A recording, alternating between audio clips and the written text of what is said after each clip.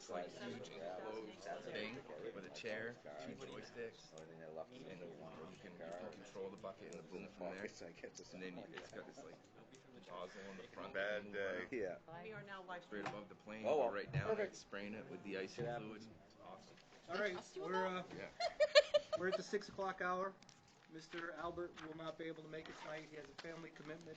He will be trying to follow along on the live link.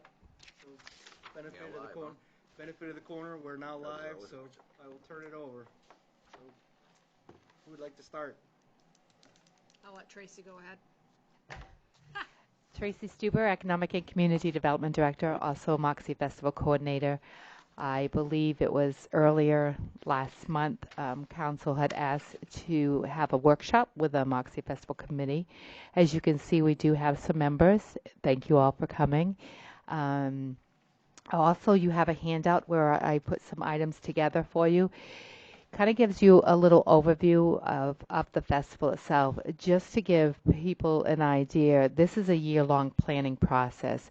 So the planning begins in September. Basically, they get 1 month off. They get August, and then we start right in September. And then we continue on as we get more towards April. We come into our stretch where becomes full force as far as items coming in and souvenirs and with vendor applications, and so that's when it gets really busy and very, very hectic. I know that you had this sent to you earlier. I'm not sure if you had an opportunity to review it, so I guess we'll start with if you have any questions. I went over everything with the committee.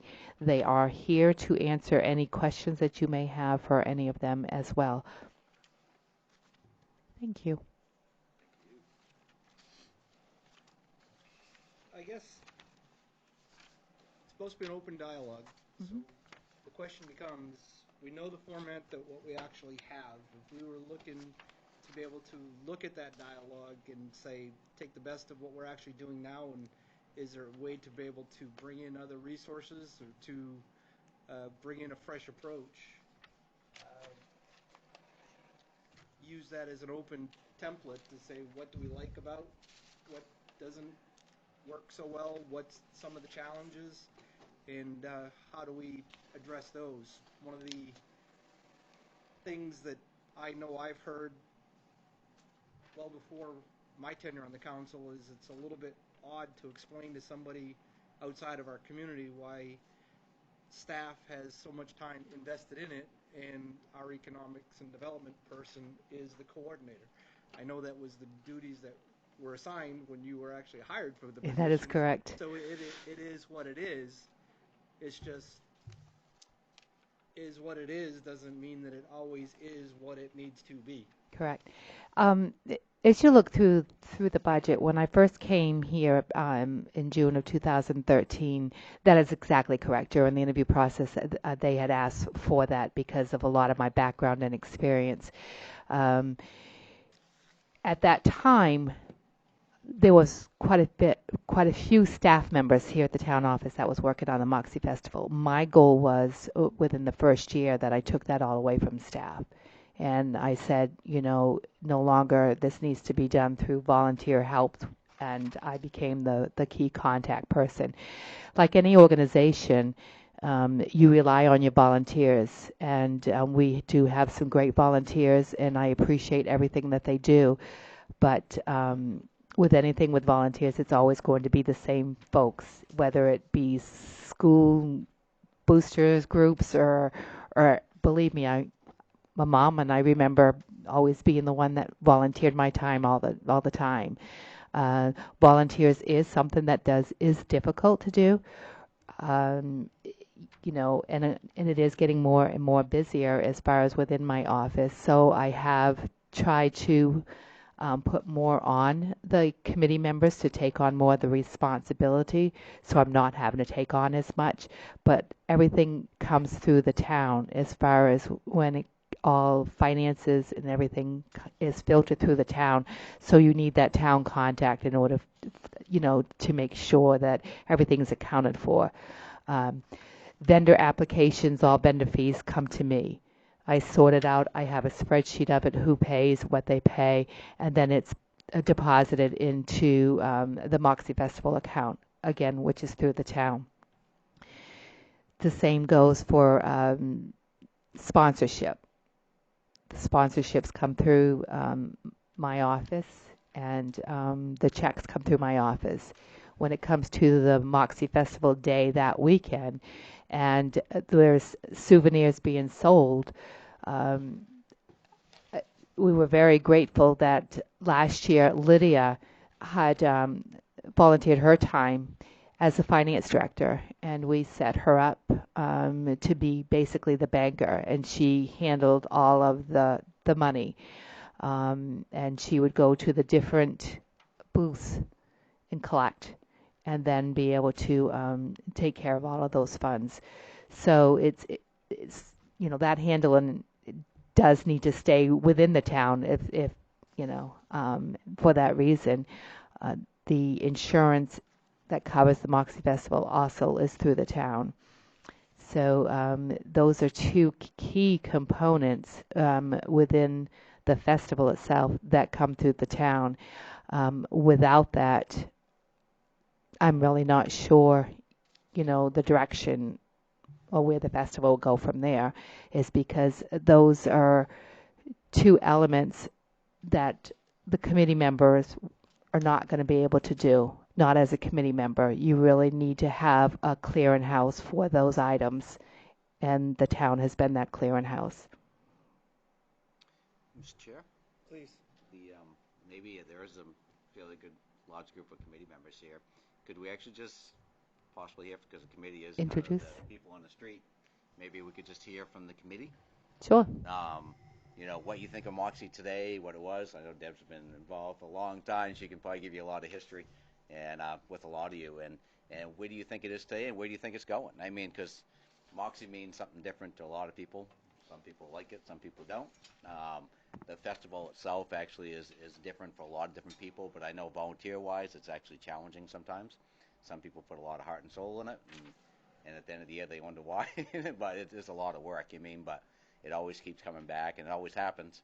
It's just a matter of, I'd just kind of like to know from you folks what you think and what you think of, where you think the future of Moxie is. Does it keep this course, or does it actually get smaller, get bigger, get easier, and how does that happen? I'd love to hear from the committee.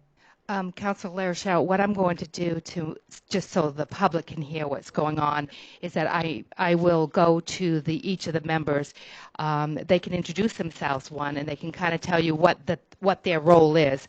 I will say Marcia came a couple of years ago, and last year she wasn't able to. She's been working very hard on her education. She approached me this year, and she said, I want to come back to the committee, but what I want to do is do something that's going to enhance me. So I'm working with Marcia and her professor, and she's going to be doing an art walk, and basically she's getting college credit for that. So, she took the festival as a way to earn some extra credit, which I think is great. So go ahead. Marcia Crawford, and I've just been putting together some items and application for the first annual Moxie Art Walk, and so I hope I can get some local Maine artists to come and sell some of their items during the Moxie Festival after the parade on Main Street, and so it's pretty exciting. That's what I've been doing. I'm going to stand up because I'm short. So y'all can see me. My name is Heather Cronin.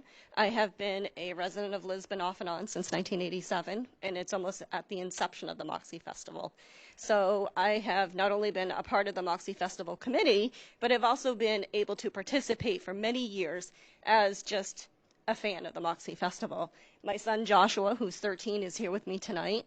He's volunteered himself this year as, I guess, a junior volunteer, I guess we would call him. He's actually volunteered to wear a Greyhound costume and walk in the parade this year. So to me, I'm going to step back and just say from a citizen's point of view, this is one of the biggest events that brings the community together. And that to me is priceless. So you can't put a price tag on that. It doesn't matter how much we make or how much we don't make. It's about bringing our community together, whether it's the concert that we all seem to gather to and meet our friends at the end on Saturday night, or we all get together as a committee and stand there and watch the fireworks. Those items to me are priceless in our community. Not only that, but think about the businesses that flourish from having the Moxie Festival here in town. McDonald's is hopping on Friday nights. Have you ever tried to go to McDonald's on a Friday night and get a cheeseburger? Good luck. Dunkin' Donuts, Sam's, these are all thriving. And I also know that there has been some discussion of businesses who also may potentially lose income on Saturdays on Main Street when the street is shut down. And we are aware of that. I know Tracy's aware of that as the Moxie committee. But we also know Lisbon Credit Union, they shut down every Saturday on Moxie, and they always manage to come back year after year. So I think if these businesses can just plan for those few hours, that one day out of the year, it's a big win for everybody. The kids love it. It's one of the biggest parades in the state of Maine. Gina made sure of that. God love Gina and rest her soul for not being here with us this year. I jumped back on the committee this year thanks to Brenda Rogers, who was pretty much a lifelong member for the committee, and I'm sorry, I'm running a long time. But she was really the one that really showed me the effort that goes into the Moxie committee and the Moxie Festival itself. I think there's so many community members that just want to go and they want to have fun, but they don't realize what such a small committee it is and what this small committee really, really does for our community. So I just want to say that I don't have a chair role. I'm just here hanging out with them because they're awesome people. And but I look forward to many years of being on the committee, many years of the Moxie Festival. I think it's absolutely something we can grow and make better and bigger every single year with the help from the town, with the help of the volunteers, with the help of the kids stepping up as they grow up in the community. And I think it's going to be an amazing thing year after year. Sorry. All right, well, I second everything she just said. I'm Jennifer Libby, and I've been on the committee, I think it's my 4th year. I stepped on when we started doing more souvenirs for the committee, so that's kind of my primary role, and I try to get out and find out what people want that has Moxie on it and try to get that gear so they can have it for memorabilia or whatever they want it for. Huge, super busy at my spot during the festival and that weekend. I think we said we went like $18,000 we sold in souvenir stuff last year, which is pretty amazing. We change it up. I did put a list in that packet for you so you can see the things that we're brainstorming for this year, that just listening to community, listening to the customers that come, and then just kind of our committee brainstorming. It's pretty powerful, and we just come up with these cool things, and we sell them, and they love it. Yeah, so that's kind of my role on the Moxie. I love the Moxie committee. My family, my whole family volunteers, either Friday night or Saturday, including my mom in Scarborough. Like I have a pretty nice group of people that come and help and volunteer that Friday night and Saturday. So. Hello, I'm Jonathan Jones, and thank you, Council, for letting us come in. Appreciate what you do. I don't know how many. I think I've been on maybe like 10 years. I've lived in the community for about 15 now, and I got started actually. I hired at my church and got stuck on this parade for this crazy Moxie Festival, and I remember going through it like, what is up with this, you know? And so I'm going downtown, and the next year I said, man, I'm going to go see if they need some help, and so that's actually how I got involved. This was back when, believe it or not you, the council, but and outside of Diane, just about everybody else that was working for the town was actually running the festival. So when I started, and I think Deb, we're kind of the two that are here, Gina, who we miss dearly, and Brenda would remember. So some of the stuff you mentioned earlier, we understand the issue that we're paying taxes and you're using the money to run the town and things like that. Back when we started, literally, the town was running almost everything. There was a few of us that started, and so I would just say, as one of the festival members, one of the things that's tough is we all see a tough time with volunteers. The turnover rate on the committee is unreal, just because it's so much work. I mean, you're looking at 7 or 8 of us that are running a budget that's probably should be something like $300,000, and it's what, 30, and Tracy works as hard as ever. So I just love the fact everybody else said, I grew up in a community out in the Midwest that had a festival running much longer than ours. It's been dead for 10 years. You know, I was teaching down in Shapley, Maine, which is like right on the corner of New Hampshire 2 weeks ago. And they said, "Where are you from?" "Lisbon." "Never heard of it." "Ever heard of the Mox Festival?" "Oh, yeah." "Oh, that's Lisbon." You know, I mean, and so the thing I love about it is anywhere you go, you know, I'm going to be going to Africa in a couple weeks. And, you know, I was in London a few years ago and I mentioned the Moxie Festival. "Yeah, we've heard of that." I mean, it really helps put our town on the map. And I think that's one of the things that's great. It's one of the reasons I love it. You know, it's funny when you talk to Lisbonites, if that's a name we can use. One of the things people will usually say, I find, is either they love it, and I don't want to say they hate it, but they either come to it or they get out of town, right? I mean, yeah, and that's true. One of the two. We understand that. But one of the things I've noticed the last 10 years, like living up on Main Street, not far from you, Fern, you know, down where your place is, and man, I think a lot of people. It seems like are coming more and more. And I would echo what some of the ladies said here, that it really is a place to connect, you know, and not even just for our own local people, but I think sort of in the mid-coast, you know, you go even to like Portland and Augusta, there's a lot of pride. Like, you know, we've got this Moxie Festival. I mean, I remember the first time I tasted it, I was like, this is the grossest thing ever. And now I love it, you know, and, you know, but whether it's like you said, whether they like it, it's the spirit of it. I don't know. There's a lot of different reasons. But I think for us, it's something that puts Lisbon, Maine on the map. And it would be hard. You know, we for years have tried to figure out how much money does it bring in? How much does it, you know, there are some places in town. We feel bad about it that say, well, we don't get Moxie business, or, you know, upper end of Lisbon versus downtown of Lisbon Falls. You know, we're one community, but you can't spread it out over 7 miles. But bottom line, I think for us, you know, over the years, we've tried to go to different businesses and we've tried to ask people. Can't get to see everybody, but we feel like it really does a lot for our community, not just putting us on the map, but bringing people together, you know. And I guess, you know, just to, you know, encourage you, we've been encouraged by that. And I would just say, for anybody out there listening, we need volunteers. We could use more of us. You know, we're not complaining. We love what we do. But we could use 50 more of us so that we can help you do your job, and you know, the same for us. So thank you.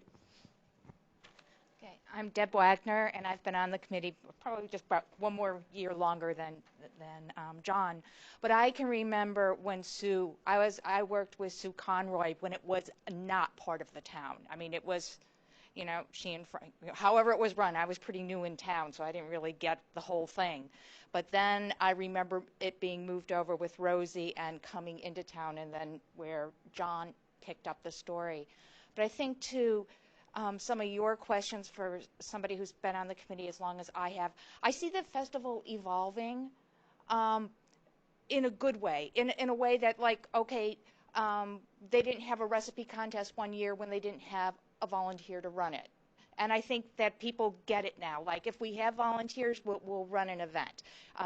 There are some of our signature events, like the fireworks or the parade, that we're just going to, you know, put our hearts and souls behind. And the Moxie Festival puts Lisbon on the map in Maine. I mean, we are like, I mean, the tourism department. I mean, when I was more involved with the publicity end of it, I mean, they knew people in Augusta knew who we were. People across the whole state. I mean, I was interviewed by the Chicago Tribune. There was a story in there about the Moxie Festival. I think it's important to our town in a big sense and in that very real sense where we come together with our neighbors and our families come together and we just all, you know, have a great time in a small town. And it's not perfect. I mean, it's, you know, the things don't run maybe like they run in the Clam Festival. Brendan Rogers and I had gone down to talk to them about how they run it. You know, it's much more professional. But it's a different thing. But this is just so much fun, and I love it, and I hope and I appreciate all the support that the council gives to the festival, and you know. We really appreciate it, and we appreciate, you know, just the way that just to see the smiles on the kids' faces on Saturday or Friday night, and it's just wonderful. So I don't know. Okay, that's all I have to say. Celia. Hi, my name is Celia Wright. I've been living in Lisbon since 2009, so I feel like I'm fairly new compared to everybody else. This will be my 3rd year on the Moxie Festival, and I'm taking on vendors this year, which I'm pretty excited to do. I can echo everything that these guys have said because they've said it all well. I think when I first came on and when I actually first met with Tracy in the beginning, she had asked if I would want to, come to a meeting, and I had been to the Moxie Festival not living here before, and I like challenges, so when she offered for me to come on and to the meeting, I thought that maybe I could offer some of my ideas to how do we make these things better, because the festival does come with a slew of challenges, including logistics, and where it's kind of spread out all over the place. I mean, ideally we would flatten a whole piece of land and have it there every year all together. So it's really challenging. I think the Moxie Festival does bring a lot of outsiders in to our town. I do think it does help the businesses. And I look forward to trying to problem solve those little things every year to make them better. I do understand that a lot of it is placed on Tracy and, her time, helping, our economic development here in Lisbon, more of her time could go towards that. It would be helpful to have, maybe somebody else take on some of that role, but I also would like to see, as a suggestion, I know Cassie has been coming to meetings in the past, and I know she's super busy, but I do want to put out there that I think it would be important for one committee member, if Cassie isn't able to make it, to attend. It's 1 hour a month. I think it is important for you guys to be able to have a sense of what we do, what we talk about, 1 hour a month. And we do more than that come April, May, June, for sure, but at least for you guys to have some kind of representation and understand what we do and and the challenges we face every single month. So that's my suggestion. I think it would be helpful to have rotating or one designated person, or so I just think that would be helpful. Mark, why don't you give your overview of what you do now in Moxie and what you think? Is this on? It is, yep. This is, I think, my 26th year or 27th year, and I've been involved with Moxie ever since I started as a recreation director back in '93. Things have changed. Deb does have a pulse on how things were before the town had been responsible for it, and I remember even before that, when Noisy Lawrence and when it was actually called the Lisbon Frontier Days. Back before 1982, how it evolved even past then, and it's always good. People will invest their time and money into things that they believe in, and I think that's been the whole success of the Moxie Festival, and that means they're volunteering and donations. And what I do is mostly done at the high school. We do the car show on Sunday. We have about 350 cars last year. Pretty much our volunteers consist of family, friends, like Jen was saying, people from our community. The class of 1982 is probably 2/3 of the volunteer Moxie crew. Class of '84 is the other half, or the other third, I mean. And then the 5K is, it's pretty much 5Ks in the state of Maine have kind of like leveled off. If you're a 5K runner, you're going to hit, you're going to hit the different routes all over the state of Maine, but we probably maxed out with about 550 runners. I think we have a very challenging course running up Wing Street. People curse me when they get done, change the route, but they keep coming back. And it baffles me, even after 26 years, that people pay us to run on public roads and to park their cars on a soccer field. But we raise about $20,000 in about 4 hours each day, and it's more the journey than it is, raising the money. But it's just a lot of fun. Anybody have any questions?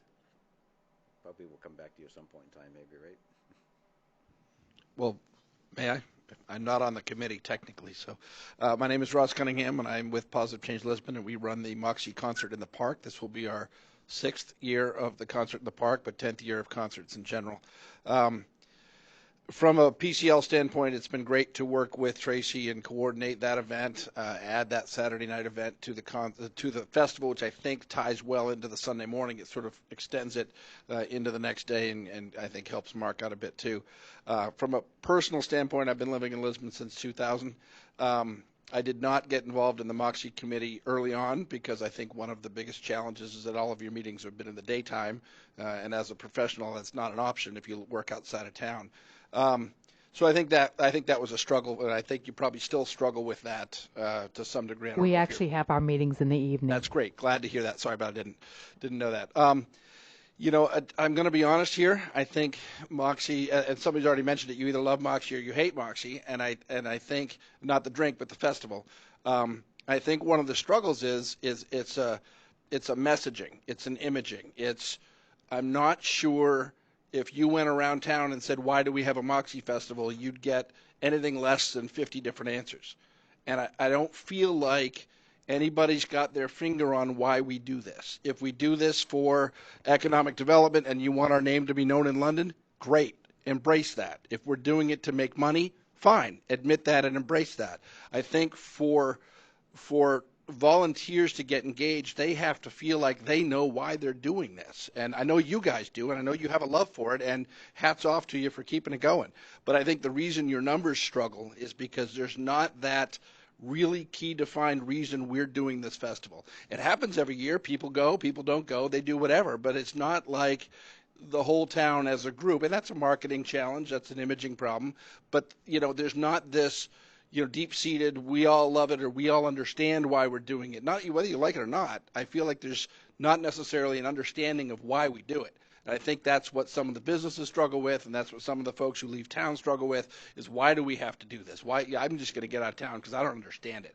And I think that would help us go a long way to figuring out where it goes next, is to sit down and say, we're doing this because of this, and this is our mission statement, and this is what we believe in. And then if you're going to do it because it's economic development, then don't worry about the money. Break even, and don't charge, scout troops from town that want to sell something. If you're doing it for money, great, do it for money. Then just make sure you understand. This is just my 2 cents, but you understand why we're doing it, and then embrace that and publicize that. And tell people this is why we do this festival, and make sure everybody understands it. I think that'll go a long way. So that's just my 2 cents.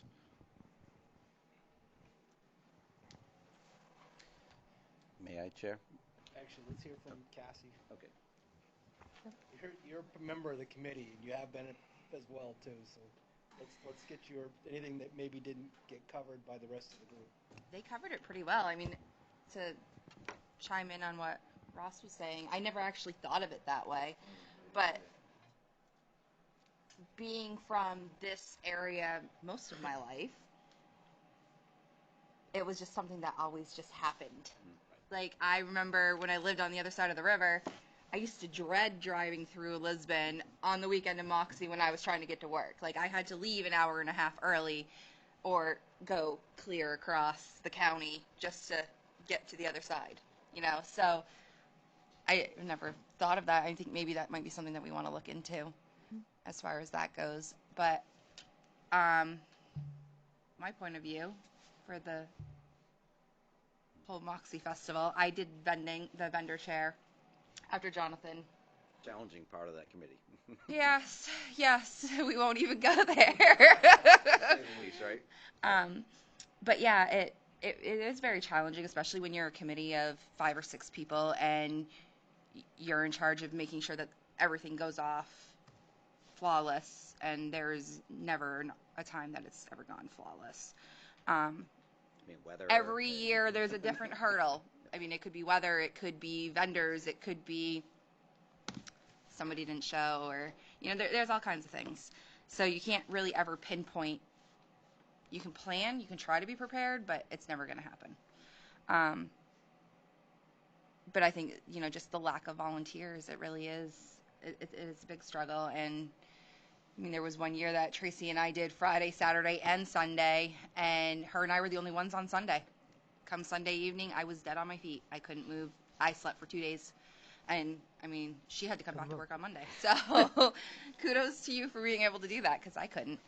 But, I mean, changing the the hours. I couldn't attend because of the hours and because of my work hours. We're all over the place, but now that different career path, it makes it a lot easier to make it to evening meetings. I don't know how everybody else feels about it.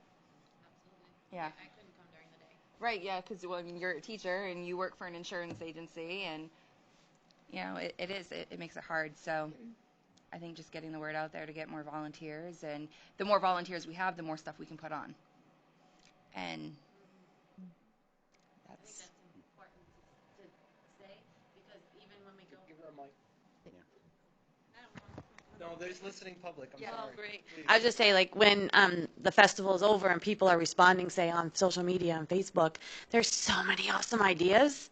We don't have the people to run it. And when it comes down to saying, oh, let's try this, who's going to do it? And we don't have the volunteers. We'd love to.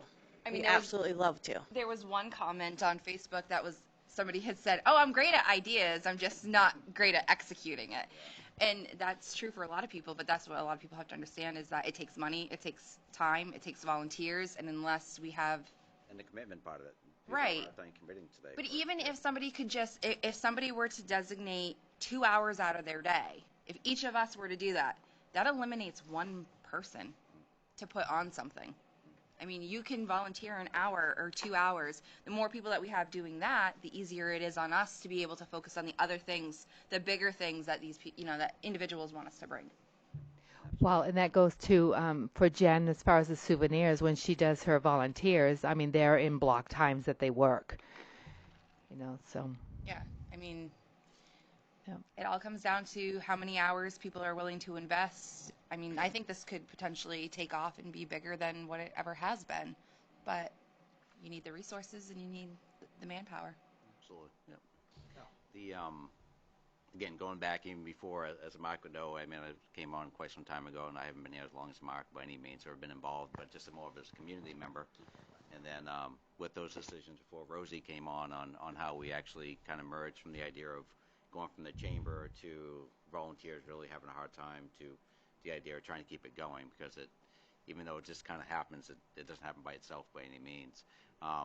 Some things have changed over the years, and again, I'll just mention a few things that I see as on the outside. And again, as a business person, I mean, I am a business that actually is struggles on Moxie weekend. I mean, there's no question about it. We shut down. It's probably the one sad day that I don't have people working. You know what I mean? And now with the other office, it's actually even more of a challenge, because I actually played roadblock down there because I have people yelling at me because they're parking in my driveway and getting stuck in there, which I usually comment, if you didn't go around the barricades to get in the first place, you wouldn't be stuck. But either way, it's just one of those things where, again, it comes down to logistics in our town. We're trying to actually do a festival, if you want to call it a festival, on a main street for a few hours. People coming from all ends of town trying to find a place to park, and it always happens. You know what I mean? But it's just one of those things where it's almost kind of like organized confusion for a period of time that it kind of comes about. I know I sat with Ross and we've sat with many of the town businesses and actually talking about a lot of different things, and Moxie's always come into the discussion, and you do have that divide, and I'm not even saying it's a 50-50.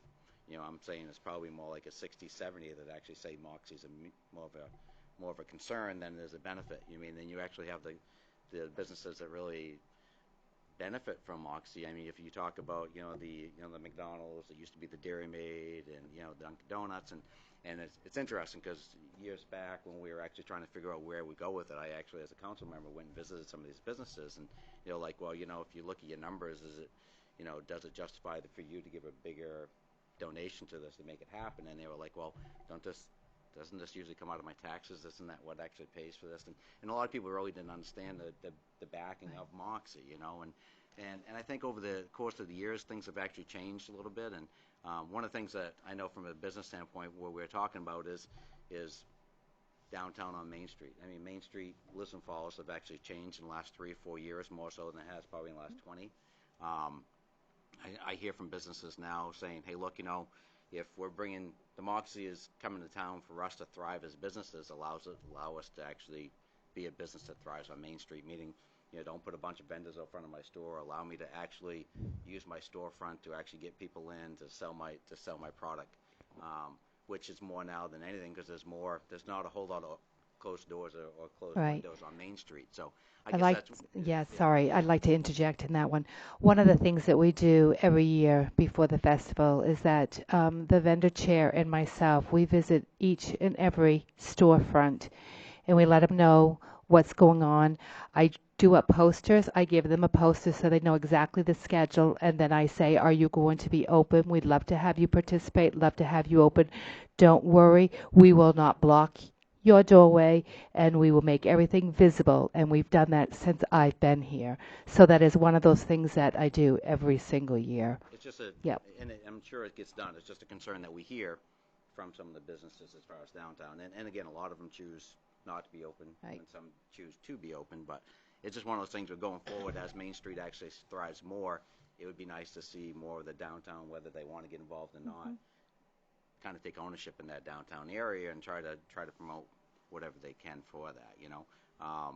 I mean, it's not easy for a business to shut down. I mean, I'm just speaking for myself. I mean, it does change a lot. I mean, I'm one of these people that were a volunteer for years, and I was with the volunteers where you're there thriving, you're excited, and within the first hour there's people yelling at you for doing something that you're there volunteering for, and you're really saying, really, volunteer, yell at that person, and but it's one of those things where there's a lot of work, and at the town, at the end, I think it's nice to hear our town actually do good things, but I think at the end of the day, it's the idea of bringing everybody together and trying to figure out how the volunteer group works. I mean, it is tough on a municipality looking to try to figure out where the resources are and how they spend it and how they use their time wisely, and it would be nice to think that it could be done all strictly by a volunteer group today, but when it comes to legalities and stuff, there's a lot of things have changed in the last 10 years. Exactly. And just in the parade part of it, the idea of it used to be if you showed up the last minute, you hopped on the You parade, went in, life was right. good. Now, if you don't show your prove insurance ahead of time Exactly. for good reason, you can't be part of the parade. So a lot of things have changed, and but with that being said, we still actually keep a pretty healthy parade. I think you hit it right on. I think one of the things, and I've been doing this, I've been running events now for over 30 years, and I've seen that same trend as far as you see the change, and it comes with the way things are happening in society. All it takes is one little thing, and then next thing you know, okay, you've got to change your laws. And one of the things with Gina was that she was very good as far as in making sure that people had their insurance and that it was covered. It's no different within the food vendors. They have to have all the equipment and everything that they need, whether it be the fire extinguishers. The state comes and does the inspections. They're given a list, on who's going to be there for vendors, what they're going to be serving. And I, along with the vendor chair, meet with the state inspector that comes down and they examine. They are down on Friday night down at the high school as well as Saturday, and they go through all the inspections. They've given us thumbs up on everything that we've done and how we have handled it. And again, I really go back to is that I've done this for so many years that I know what they're looking for when they come into the community. Is with the fireworks, you've got to go through a whole separate thing with the fireworks with the fire marshal, and they work with the fire chief, and the fireworks have to be in a certain location, and you got to make sure that people aren't in a certain area based upon safety wise, and that's really what it comes down to. You want people to have a good time, and people do have a good time. I have met lots of people. I've even had people email me saying, okay, I'm coming to the festival this year. Where do I stay? We've worked a partnership up with the Hampton in Lewiston, and they give a discount, and they basically promote the Moxie Festival in their hotel. They promote people to come to Lisbon in their hotel. They give a discount rate. We put them on our website, and people can go right through them and book, and they're already putting it on Facebook. Oh, I'm all booked, ready to come up. And these are people from Florida, or our logo design that you see in front of you. It's being tweaked a little bit, but the young woman who won for this year for the 2018 is actually from New Hampshire. So again, just as what these folks have said, is that it has been around, and I think it's like anything. When you start something and then you may not have a purpose or a reason. I mean, the purpose was way back then. It was Frontier Days, and the history that I have had, was that with the Frontier Days, and again, it goes with the volunteers, and the volunteers, they get older and unable to take that on, and it is a big responsibility, so the things dwindle out, and then, you have someone else that says, you know what, like Frank Anicetti, I'm going to have, I like Moxie. This is what I grew up on, and my dad was a Moxie drinker, so this is what we want to do. We no longer have Frontier Days, so it just kind of morphed into that, and the history of it goes. Again, this year it is really looking at recognizing those folks and looking back. Moxie through the decades is that it's taken from the beginning. It's looking at the Conroys. It's looking at Frank Anicetti. It's looking at Gina Mason, Brenda Rogers. Brenda Rogers and her family are actually going to be the Grand Marshal this year. For all of their efforts and what they do for the festival. It's really looking at all of those people that have put Lisbon on the map and made it successful. I can remember being and working in other municipalities when people say, well, why do you have all these events and what do you have these festivals for? That has nothing to do with economic development. It does have everything to do with economic development, because the idea of it is that I get the opportunity to stand down on Main Street and speak with folks that are coming to the area and hopefully entice them to come back to the area. This is what we have to offer. When we did the Beaver Park, we got people out to Beaver Park that had never been to Beaver Park before. So again, it's making that introduction on the assets and what Lisbon has. And I agree. When I first came here, it was one of the things that I wanted to do. Was most committees or most events have some sort of mission statement. What is the goal that you want? What do you want to achieve? And what do you want to do? When I came here, it was the festival was just barely making it. They weren't able to add anything for events because they had no money to do so. And when I looked at it, it was a matter of saying, okay, what you need to do is you need to look at it as like any budget. You start with zero. You have to raise the funds to pay for the festival. And depending on what you want for the festival, then that's what you set your goals for. So I give them a budget of going between anywhere from $25,000 to $30,000, and we do let people know this is what we raise the funds for, is to help pay for the festival. As you can see, you have the budget. Porta potties alone are almost $2,000. These prices continue to go up. To rent a stage for one day, that's that's $900, and then the canopy, and then you have a tent for another $900. It doesn't take long before all these add up. Can I interject? Sure. To answer your question, Ross, more your statement about charging like Boy Scouts and Girl Scouts, or whoever we're charging for vendors or parade entries, all of that money for parade entries is what pays for all of these events. So your porta potties, your stages, your entertainment, even like the petting zoo, we have to pay to have them come. Anything that for events that come, happen during Moxie Festival come out of this budget. So whatever we raised for funds last year will be used this year, and this year's funds will be raised for next year's festival. So the more money that we bring in for those vendor fees or those parade entries or whatever it may be, that the donations from the businesses, all of that goes into all of this. So, right, and to go back with what Cassie had said, in regards to the parade, we actually don't charge for the parade participants. We pay. So all of the Shriners groups, right, we pay for every single one of those. And what they do, and that gets them here. They don't participate unless they get paid to, is because that's how they raise their funds. It goes to their charities and their benefits. So the groups that are coming in and they're raising money, they have it kind of going out. We work with in regards of doing early bird. We work with the Lisbon businesses to keep those costs down to a minimal. Nonprofits. And not, as well as nonprofits. Last year, Crass Cars was a $2,500 donation in regards to sponsorship. So with that, the class of 2017, they weren't charged anything. They came because of their sponsorship. They were able to have free vendor space. So that space was given to the students to be able to have. So, you know, we try to work within that, but at the end of the day, we still need to pay for everything, just as Cassie said. A lot of the committee has never had their own tent. They've never had the banner now is just completely gone. That one needs to be replaced. That's over $1,000 just for a brand new banner to have made up properly. Having a nice you know, canopy for them.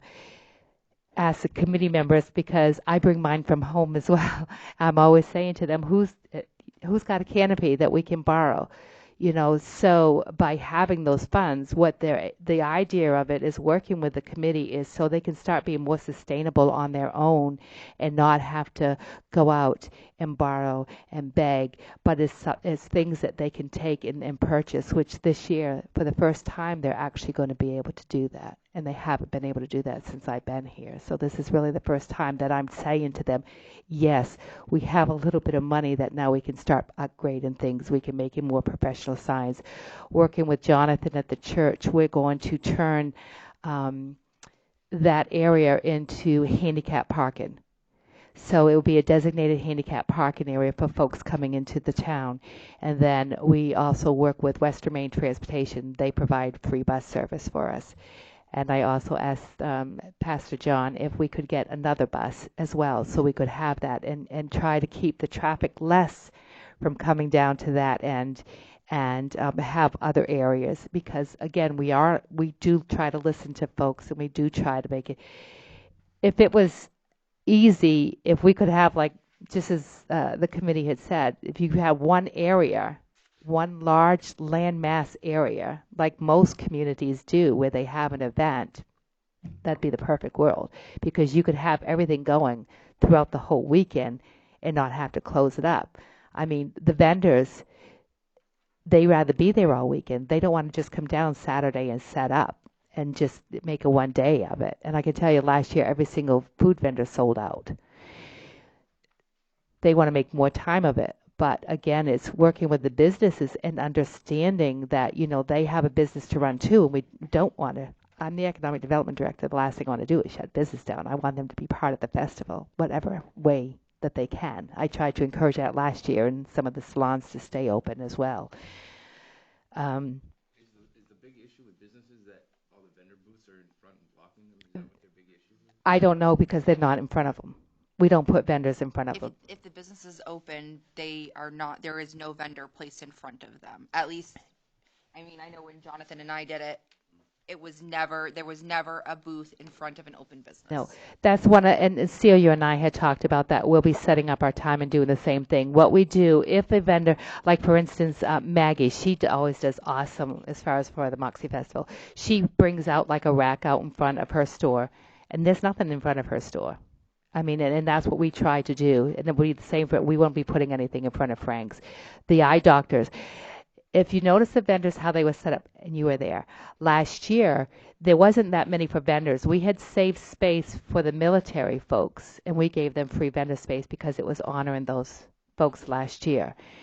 But what we did with them is that ones that some of them that didn't come, that's why there was so much empty space down there. So we are in tune as far as to that. It's the same way within a sausage kitchen. He loves working with Better Than Average, who does all the Moxie jams and jellies and barbecue sauce. They sell that in their store. So we put that vendor right there at his store, and that's how he likes it. So it is really working with the businesses, saying, you know, first thing it's, you know, these are the dates, and they always appreciate when I give them a poster letting them know a schedule, is because they get people that ask them, what is the schedule? Do you know what it looks like?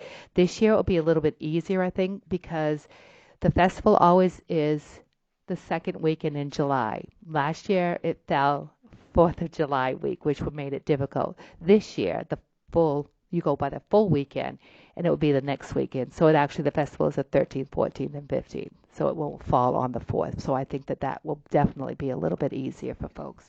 Can I just share in response to Cassie's comment? The only reason I mentioned Boy Scouts in it, and it may not have actually been Boy Scouts, but I'll take it if you'll give it to me, thanks. Scouts. It's just the again, it's an image thing. I hear it. I hear, well, how come? I think the thing that sort of jumps out at me is, you're right. You raised all the money to pay for the things. Tax dollars are paying for this. Local nonprofits are having a hard time paying for vendor space, and you put $15,000 in the bank. So, from an image perspective, you not only paid for the things, but you made a whole bunch of money. Well, And you're just looking at the report, and you've got 28,000 in the bank now, which means you've done that for a couple of years. So to look at this and say, yeah, we're just paying for things, and then we're spending tax dollars on it, and we're charging nonprofits for tables, that's what I'm not saying it's me. I'm saying that's the image that you're struggling with. You're struggling with the situation where this just barely makes money and we're having a great festival, or we're making money and we're still charging everybody everything. And that's why I feel like there's a disconnect. I'm going to let you answer that one because you have all the details.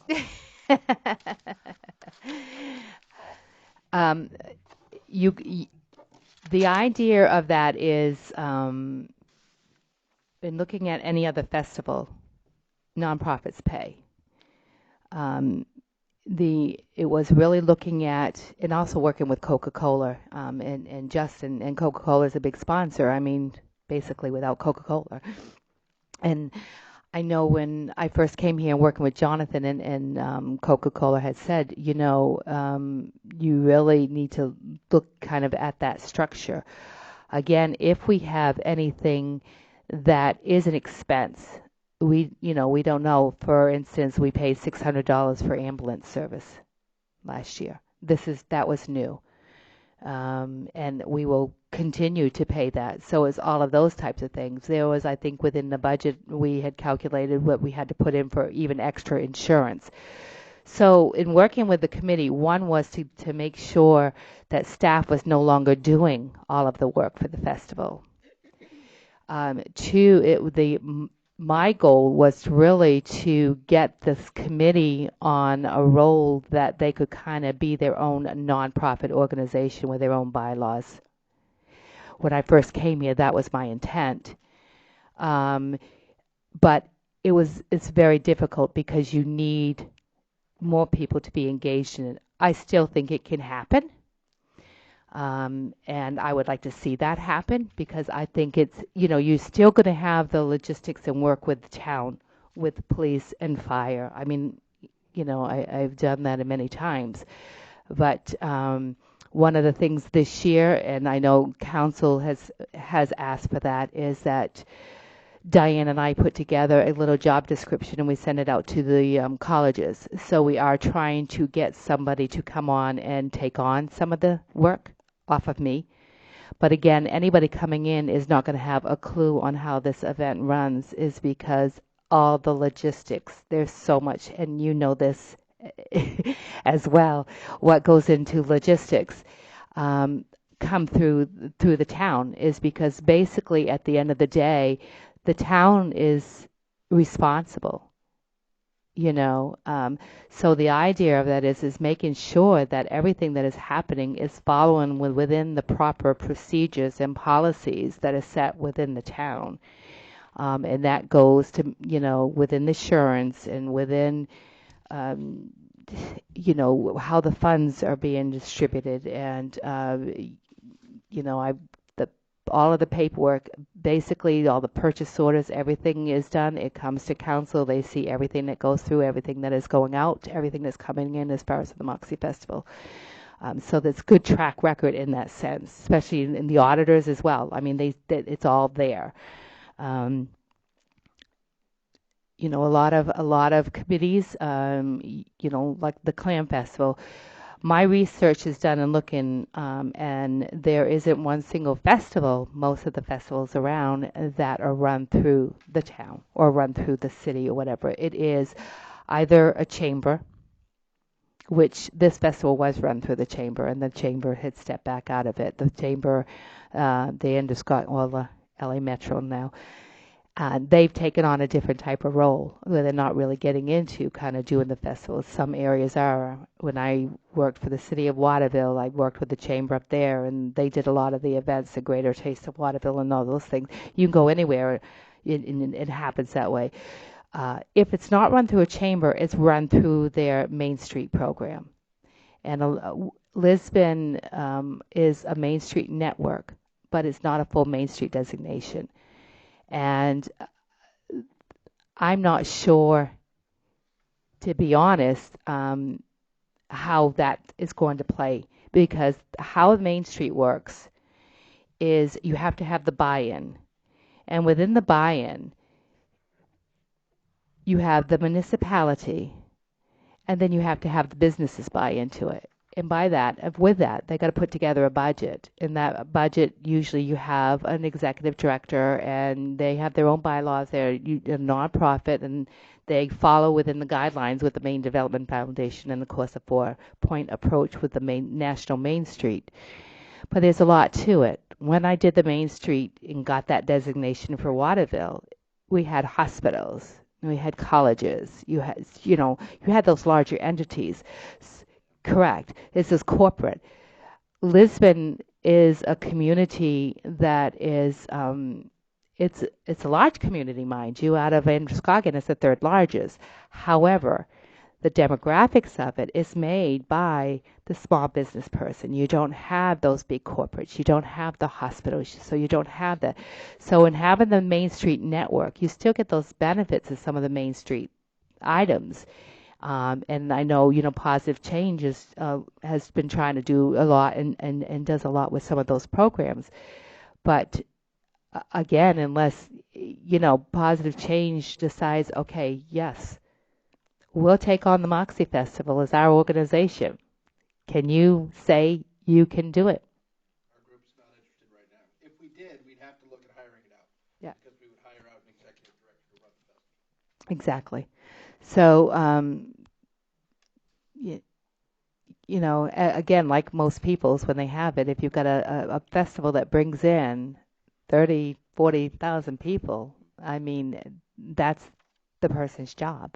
That's what they're doing. And I think it goes back to what you discussed earlier is, if you actually had a piece of land where you actually had a 2 or 3 day event, that's kind of makes a festival. I mean, Exactly. I had a discussion last night with my wife, what is the definition of a festival? I mean, is it a parade? Does that make a festival? Or is it a car show? What actually makes a festival? Do you call, say, 4 to 7 hours of blocking off Main Street a festival, or just basically a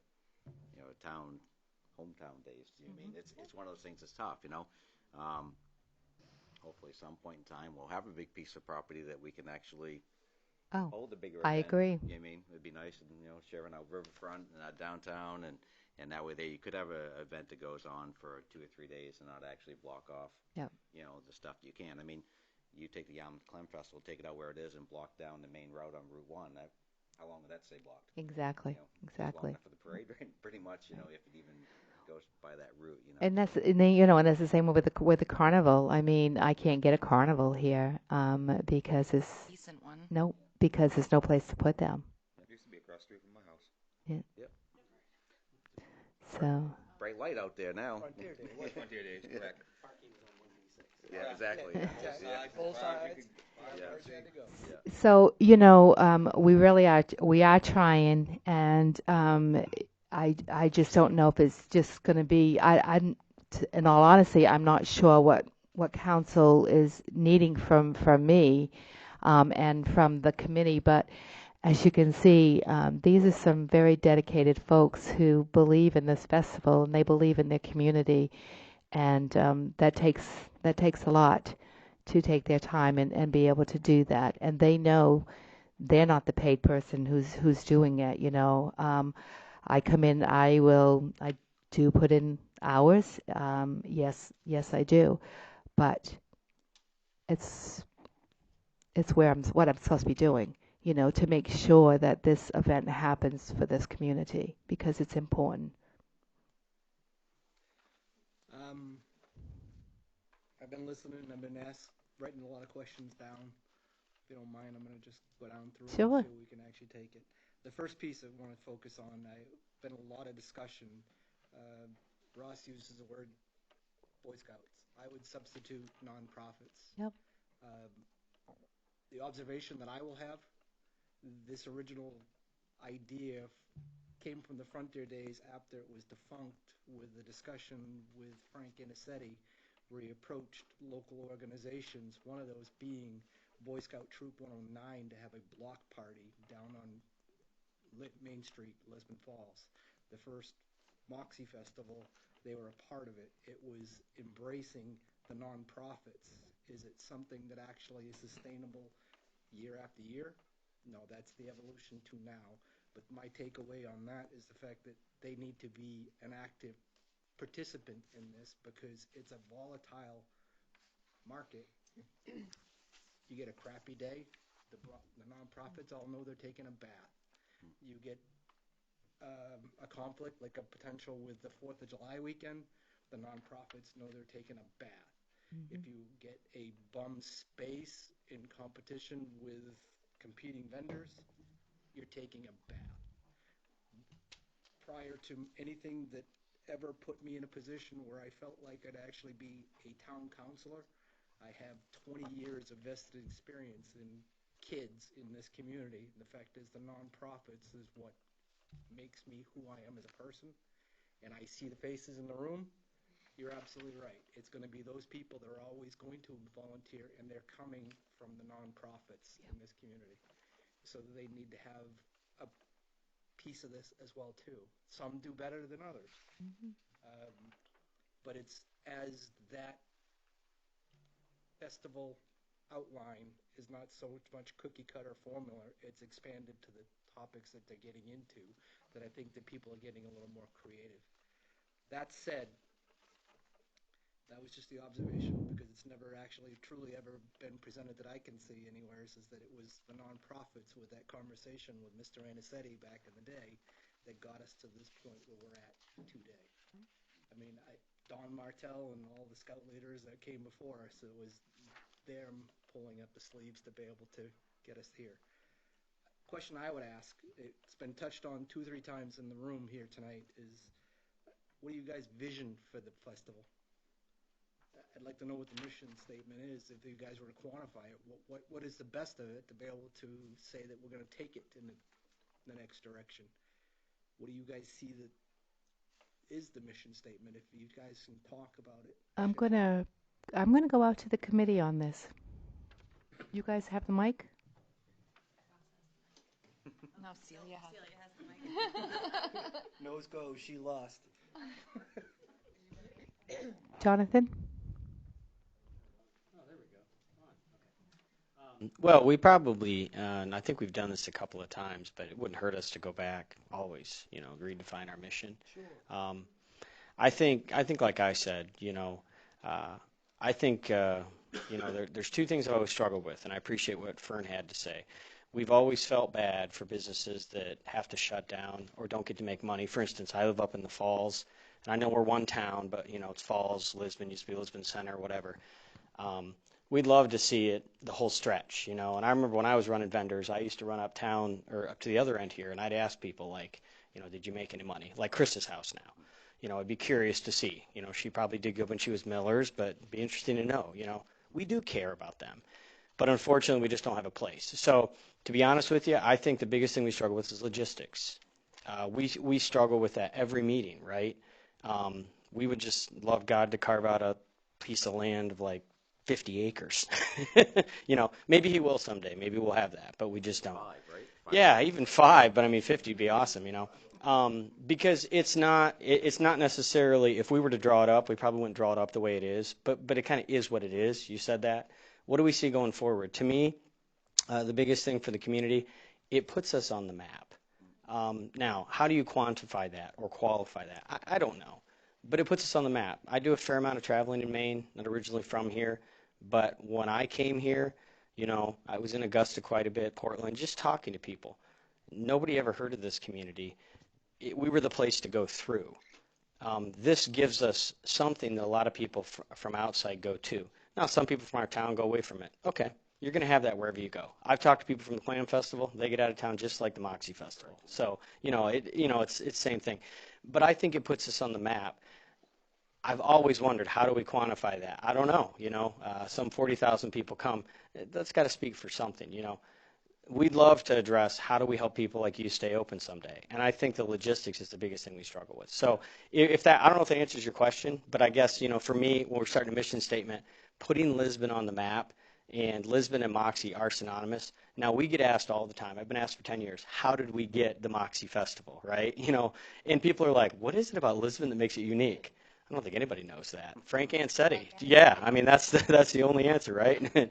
And, Frank. And we're thankful for that. And I guess that's the other reason I would say is our last year it was really cool that we honored our veterans. And I think that's an awesome thing with, no matter how you feel about things politically out there, I think it was cool we honored our veterans for all they do.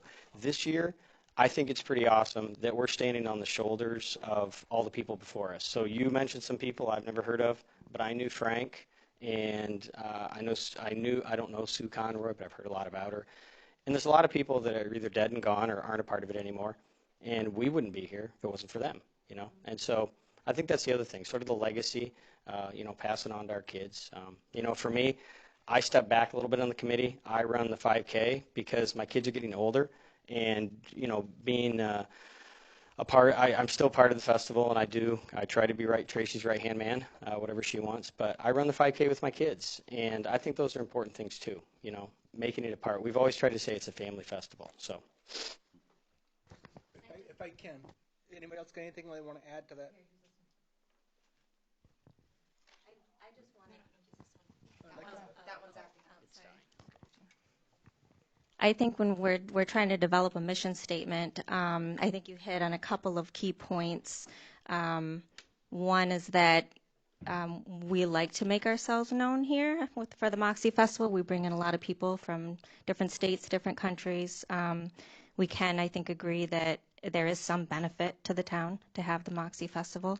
Also, to be able to provide an awesome, fun activity right here in our own home. In our own town, and to make it better each year. So just wanted to sum that all up, that maybe that could be part of the mission statement.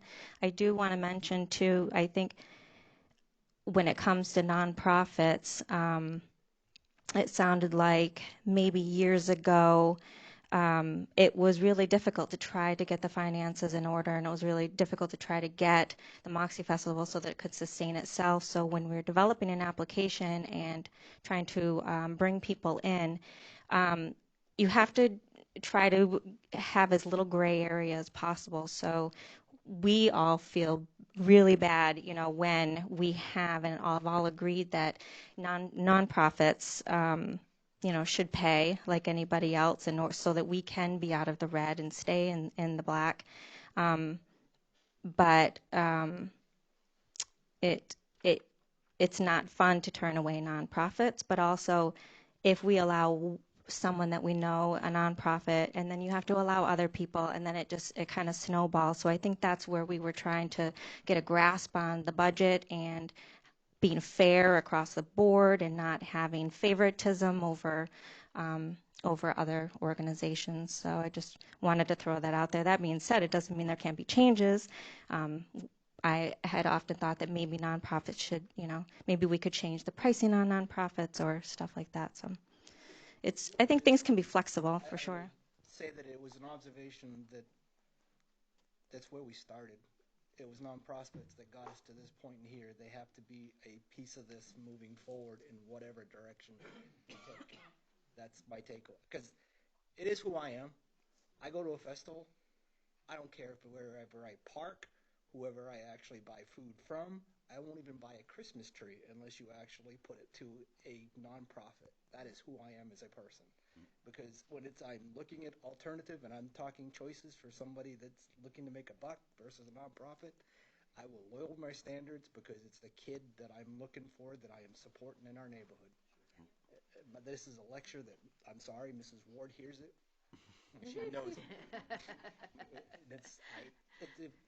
Forget here. You talk about the fried dough fair. Yeah. The fact that I'm looking for the scout troop.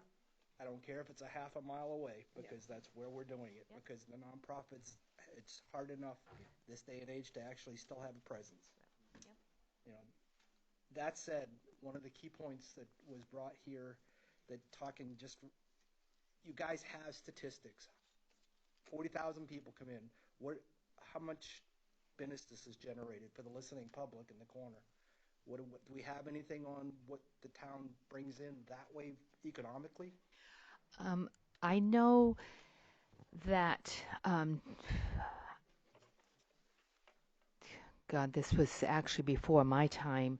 When I have talked to like my predecessors before me, that was one of the things they try to do was get a handle on it. But it was with some of the businesses weren't quite forthcoming as far as they didn't want to share what their profits were. They used to make a note. It was our biggest day of the year, but they wouldn't tell you what that. Correct. Yeah. And I hear that. I mean, they tell me this, but then they do not give you a figure. Wasn't about the figures. The fact is, Yes. how many businesses are telling us it is a number one day? I hear that from a lot of them. Yes, I do. Yes, I do. You've done the task. What was your feedback? I mean, somebody that's actually had that conversation with local businesses. Well, look at that time that we did the whoopie pie eating contest. Right.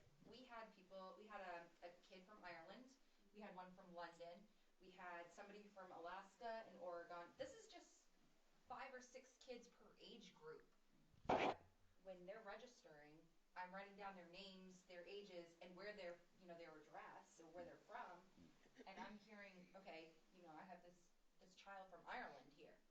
Like, what brought you here? Right. And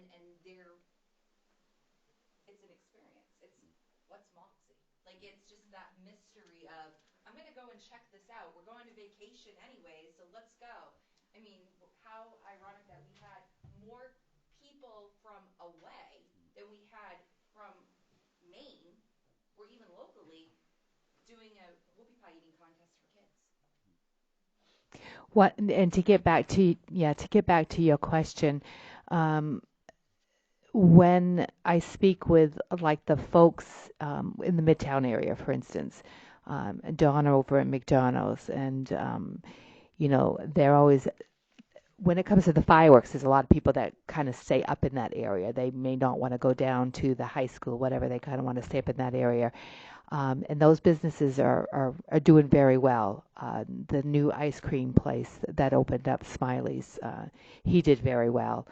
And in fact, he said, I wish it was up here again Saturday, is because he did so well on Friday night, and he didn't get that same opportunity because everything is downtown.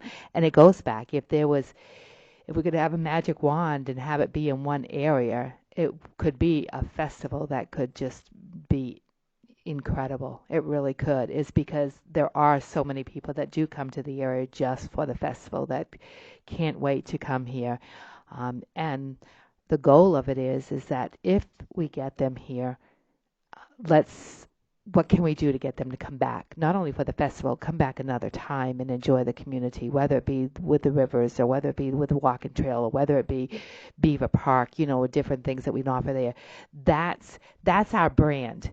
When you get out and you're looking at and getting people here, is you have that one thing, but getting them to come back. We don't want them to come back. We don't want them to come just only for the Moxie Festival. We want to get them to come back.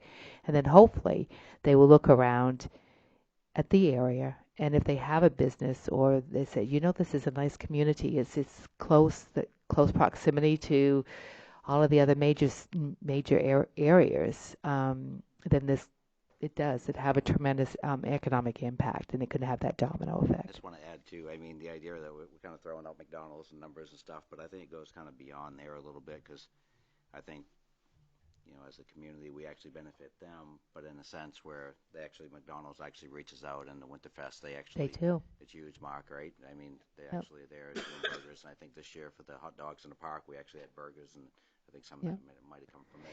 So I think they're reaching out at different events to actually kind of spread the idea that it's kind of a two-way street. And that's the idea. They are they're a sponsor. They're a sponsor of the Moxie Festival. It's because they know that that's such a big thing for them, so they're able to give back. That was a huge point. In fact, Fern just reminded me of one of the comments that I've heard with the number of years in scouting. Is the fact is the organization that's constantly got the hand out. What are you doing in this community to actually be that business partner in the community that you represent?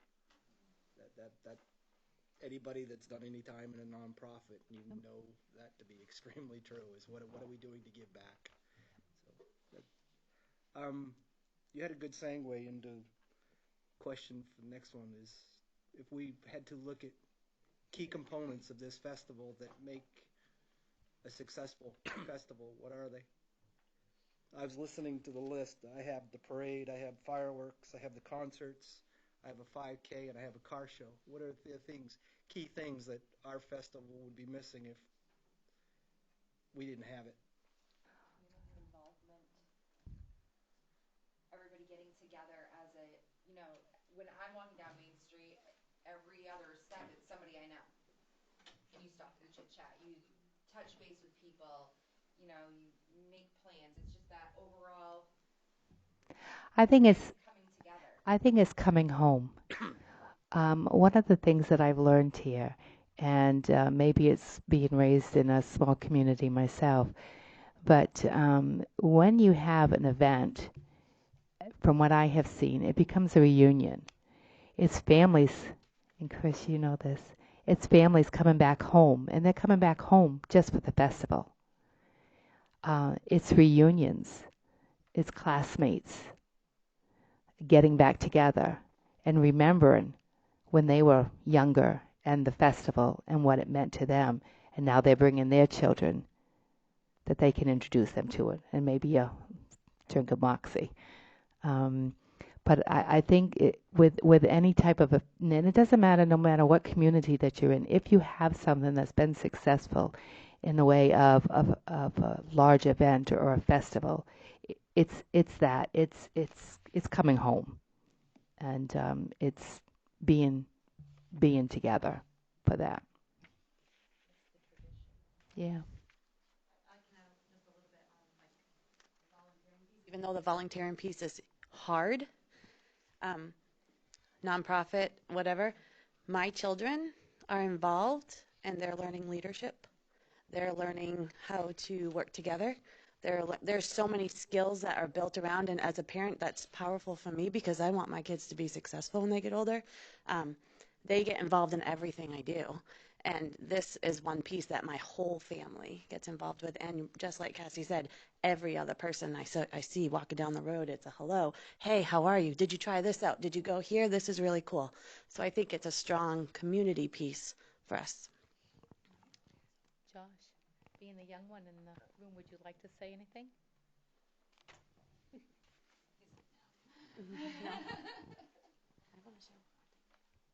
I just want to share one more thing too about the nonprofit piece because I am the president of a nonprofit. I've been the president of LCS PTO. I'm the president of the ALDS Boosters. We're constantly looking, how can we support? We were at Ferns last week. You know what I mean? How are we going to support our kids and build these skills? But we, I think, as a committee, understand that, and we try to make our, vendor fees or whatever reasonable, so that these companies or these nonprofits can be part of it. Our PAG last year did it. We raised $1,000 that weekend for our kids. Like, our kids can go to, where do we go? Cow Island for the weekend because we raised that money. So it's important, but we do try to consider all those nonprofits. They are super important, and we want them to be part of it. So. That's a huge aspect because one of the things that's not lost on me is the fact the number of things in the school budget that fall through the cracks that are being picked up by a PAG. Yes. You have my attention. We sold cotton candy last weekend. You did? And that's all we did. And we sold it Friday night, Saturday, and at the car show. You sold out, didn't you? We didn't sell out, but we sold $1,000. We made $1,000 Just from cotton candy. just from cotton candy that weekend.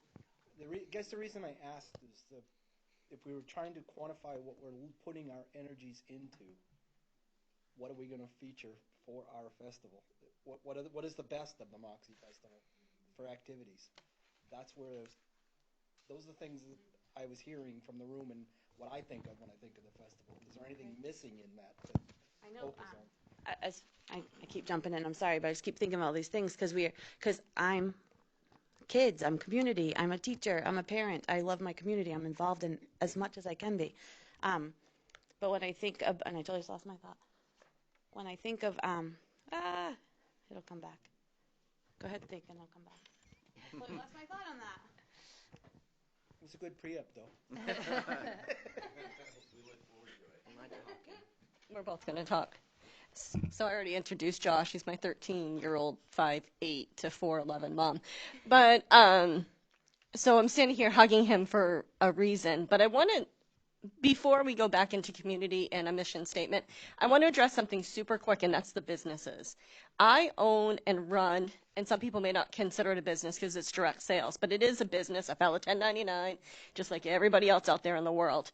Now, I don't have a storefront, but when I hear 30,000, 40,000 people coming into town, I go, really? I have 40,000 customers coming into town. Okay? So for these businesses that struggle, that Celia made a point about finding and accepting and working through challenges. If I was a storefront business, I'd be finding a way. Maybe I'd put a tent out front of my business. Or if I was a salon, maybe I'd get my massage therapist out there doing chair massages for 15 minutes for $15 or something like that. So I think there's ways that we can incorporate the businesses. To what Mr. Ward said, I'm a lot like you when it comes to nonprofits. I want to know who I can help. But if there's a business that I know donates, I'm there. But if you don't donate, they may or may not get my business. So Aubuchon's, for example, is a great community. Verizon, the new Verizon store has been huge in our community. They're going to get my business before Home Depot or someone else is going to as well. But back to our mission statement, our community. I'm standing here hugging him because one of the things that we get to value as a mother and son is we actually won the first Moxie's Got Talent competition. And we actually have the trophy. It's in his bedroom. And without something like Moxie, that would have never happened. Now, he probably doesn't want to dance with Mom this year. That's okay. That's okay.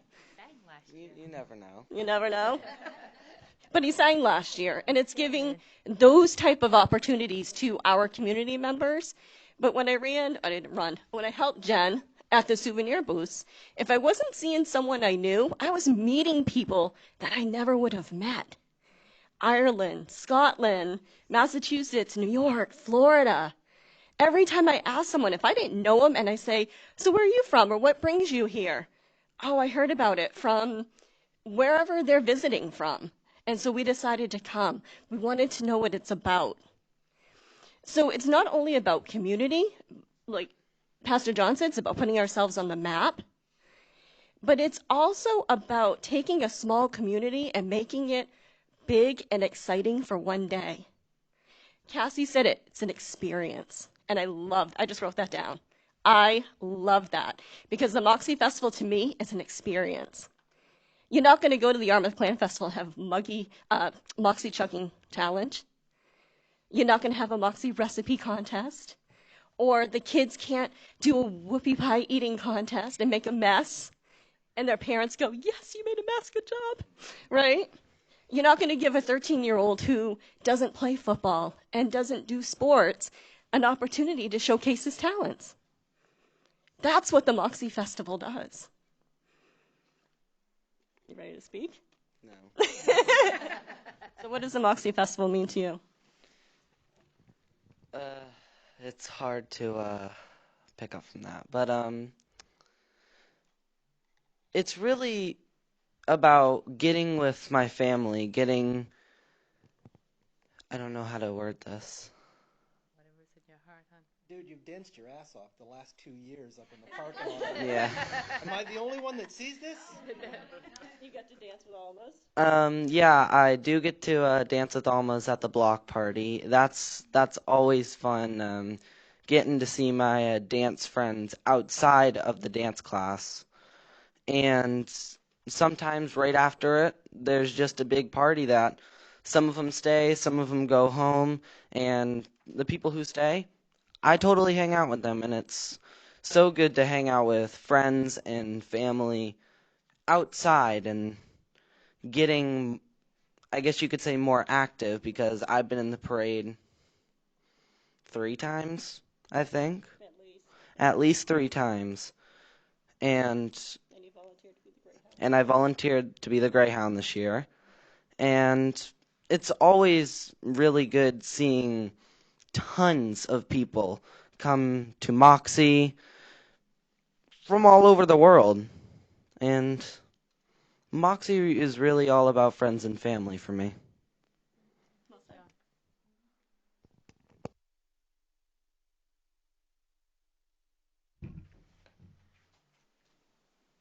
Where do we go next?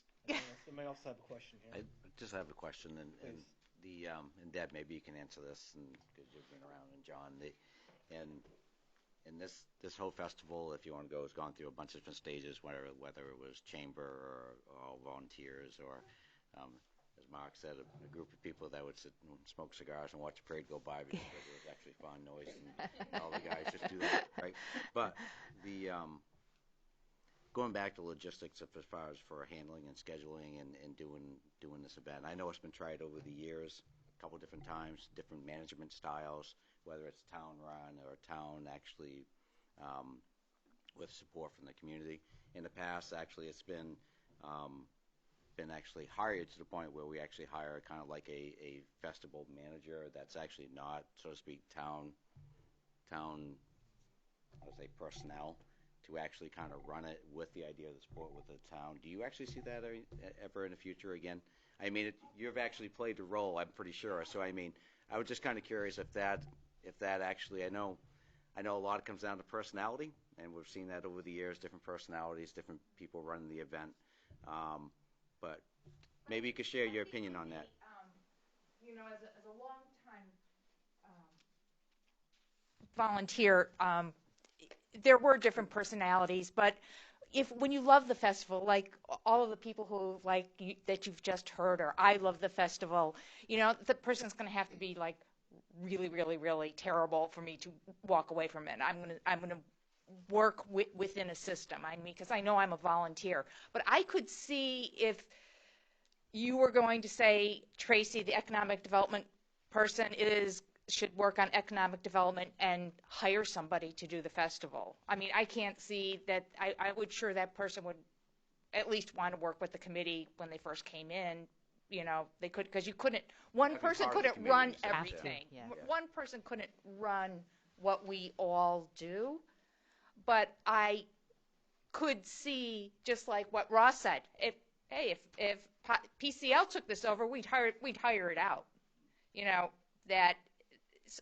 So I see that as a possibility, and I mean, I love Tracy and I love working with her and all that. This is not about that. It's about like, how is the town, you know, set it up, or how would the festival change, or could it change in the future? I would never come back to being all volunteers. There's no way we could. I don't think that's an option. I mean, we looked. I mean, way back before Rosie, I mean, I was kind of on that group where they were looking at how does it go next, and looking at the Arms Clan Festival, and that's not tens of thousands. That's, you know, like $60,000 to $80,000, right? I mean, there's a huge budget that actually is put out there, but it's a 2 or 3 day event, and not only do they actually have that budget, they raise well beyond that. It's still profitable at the end of the day, so it's not like they're just trying to cut even. But I mean, as time moves forward, and I think one of the things that council struggles with is the idea of as personnel gets more tasked and, you know, budgetary issues, it's harder to actually say.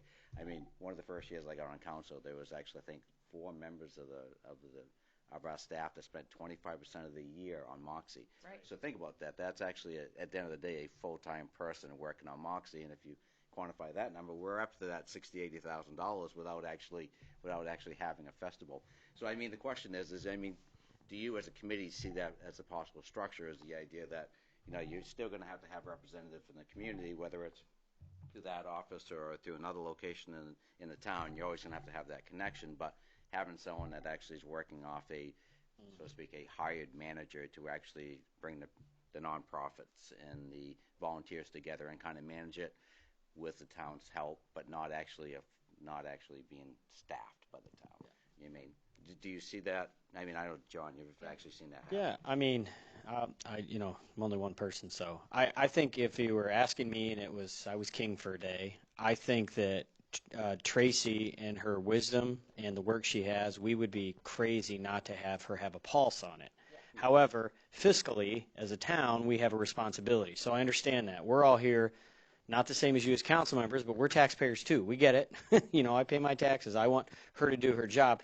But I think it would be crazy to completely separate her out. She should have her pulse on it. She's got to know what's going on. Yeah, it would make sense to have somebody. And to me, it's not rocket science. I mean, that was honestly why we've tried to be fiscally a little more responsible. I understand what Ross said earlier. You know, bottom line, you could have and just say, okay, I'm not going to make any money. We've kind of been seeing this coming. And we're realizing, like, we just can't handle it all at the end of the day. And so, yeah, somebody that, you know, maybe comes in, it seems to me like it wouldn't be a whole lot of hours in the fall, but there's going to be some work. You could almost have another job. But as you get to, like, March, April, May, June, oh, baby. I mean, you're not talking like 100 hours a week, but there'd probably be a couple weeks when you get close, it would be. Or, you know, I don't know, but it'd probably be 20 hours a week, 15 anyway. So, yeah, to me, I don't know what the rest of the committee thinks. I think that's probably the direction someday we need to head. It's just a matter of who and when. But for right now, I think for as a committee, we're mostly probably just like you as council members. We're pretty maxed out. And we know Tracy is, and we're trying to alleviate everything she can. You know, we got jobs too, and, you know, it's, you know, so. And I think that's kind of the direction. I mean, this meeting was actually put on or was talked about well before I came on the council back this time, and I think that was kind of one of the dialogue they wanted to get in is future of Moxie. I mean, where do you go with that, and how do you actually kind of mix that still back with the community and nonprofits and actually somehow, I mean, if you're doing budgetary stuff, I mean, how do you actually do that so it's not actually all taxed on the municipality? So, I mean, at the end of the day, it's when you actually still get the community buying into it more, you get more. And again, as a business, I'm not complaining that I got to shut down for the day by any means. It's just more the idea you just got to look at the logistics of where we are at, and hopefully someday we will have a piece of land where we can actually do that and actually show off our what we have to offer. But, you know, with that moving forward, I mean, money is not ever getting any easier, so you got to try to figure out how to make that work. We'll never have a $60,000 budget to Moxie, nor could we ever generate that type of revenue to make it work. But, I mean, if it's more, you know, if you start looking back and actually start doing, you know, hard numbers and saying, well, geez, you know, maybe we could hire someone for $15,000 if we had $15,000 at the end of the year, and what would that buy us? You mean, would that buy us, you know, 2 months of someone actually being really gun-ho part-time and actually part-time throughout the year, and actually work that into your budget and see how that works out? I think those are the kind of things we're talking about, is the idea, how do you move forward with that? As you said, you see it coming, so, you know, some of your revenue you have here, you know, can you do that over 2 or 3 years and actually say, yes, we can afford to do this? But, you know, I've stood on Main Street under a tent with 3 inches of water running by my ankles at 1 o'clock in the afternoon, and I can tell you what, that Main Street gets pretty quiet when water's flowing down Main Street, you know, so, you know.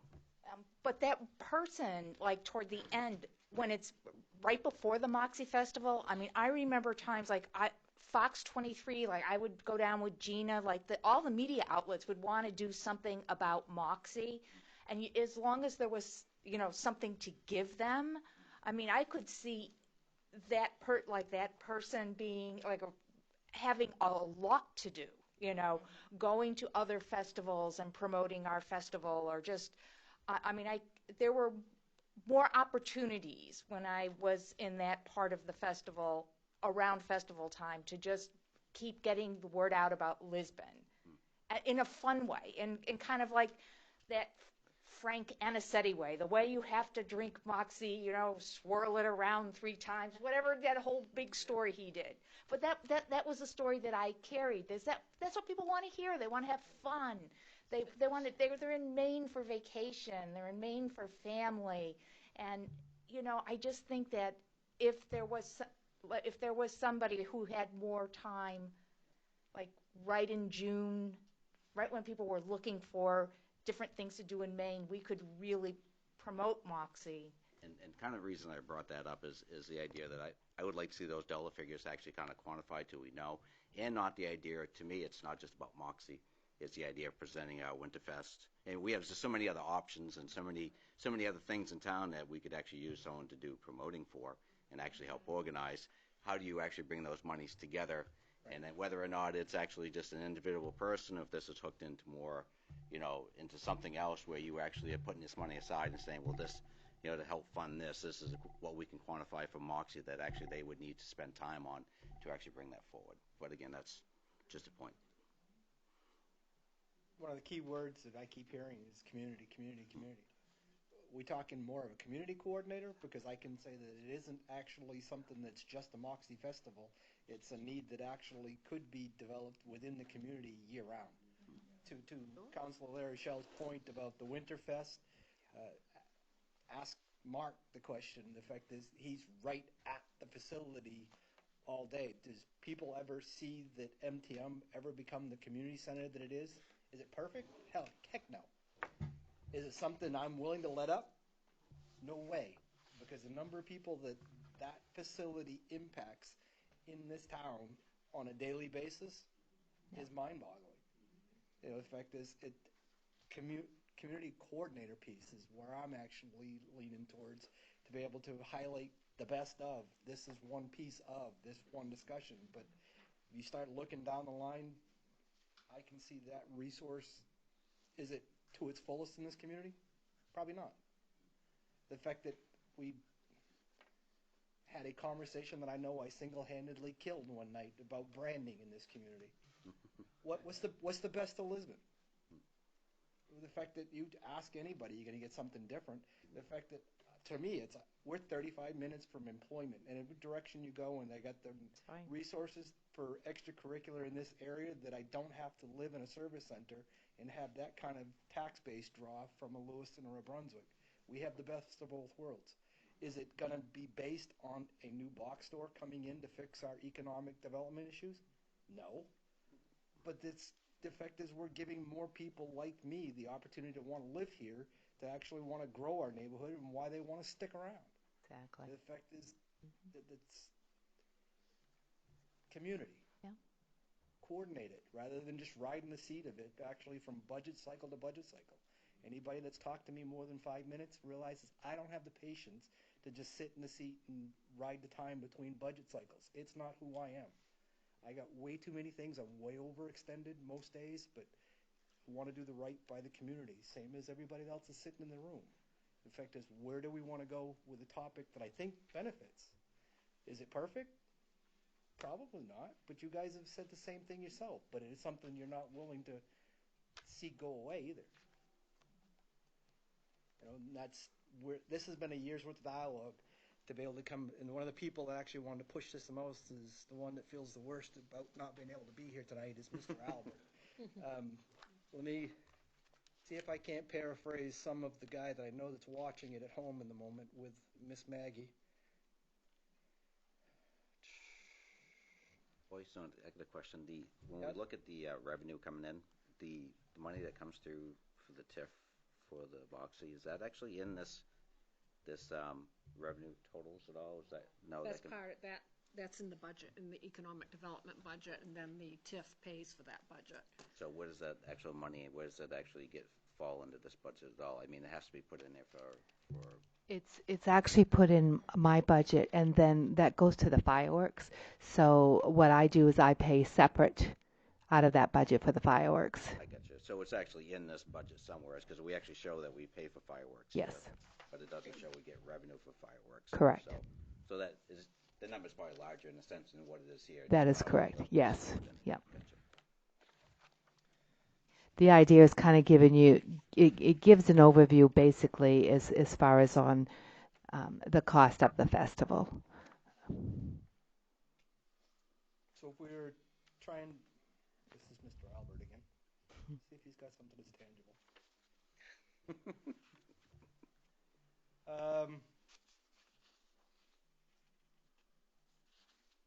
His question was centered around financials. Mm-hmm. The fact is, a lot of discussion on that.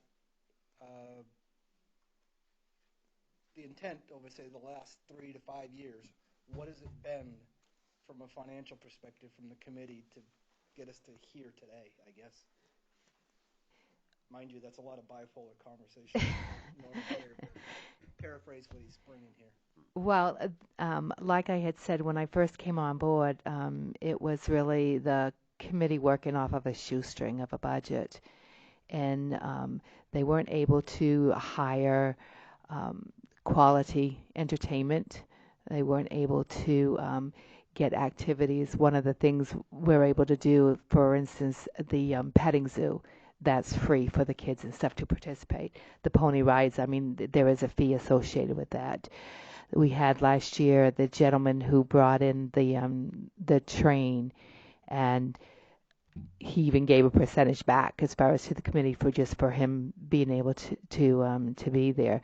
So again, like I had said earlier, my initial mission, or you will, goal, was to get the festival where it was sustainable on its own, and hopefully to the point where it could kind of be its own entity. And in order to do that, it needed the budget to go along with that. Having the budget and getting it, again, is just like Deb says, okay, this is what I want for a budget. They're able to create a budget now that can make their events a little bit better, is because there's a little bit more leadway for them to be able to do that.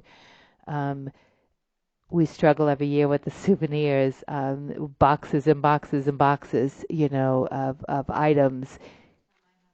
And, Jen said, I really need some totes that we can kind of organize and keep this, would be better for your office area as well. And I says, okay, fine, you can do that this year.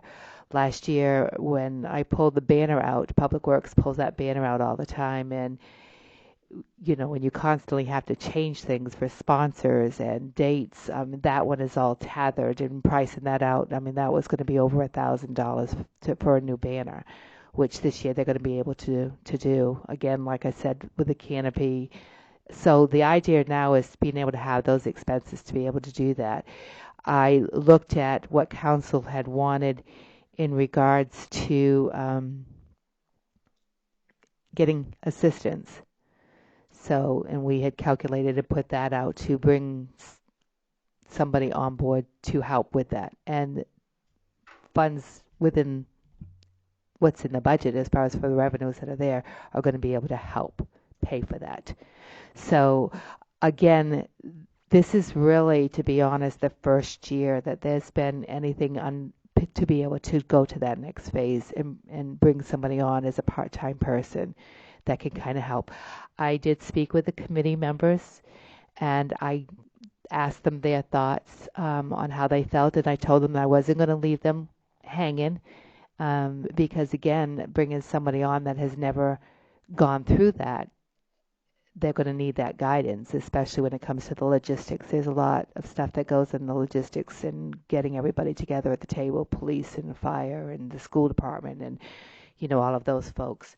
And the person also has to be the person to kind of jump in when a committee member isn't able to attend a meeting or something. Everything comes from the town office when it comes to mailings, when it comes to photocopy, when it comes to, all of those expenses, but it's paid for from the Moxie Festival. It all has a separate account. The copier has a separate account. The mailing has a separate account. So all those expenses are paid for from this budget. Okay. Did I answer your question? Yep, I think so. If the cold fish accountant sitting in the room is, my observation is going to be the fact that the intent over that period of time is to grow the festival. Is that what I'm hearing? It's Correct. To actually be able to do more for what we're actually doing. I guess, but where I would counter on that is, if I were to ask you today, is this festival sustainable on its own?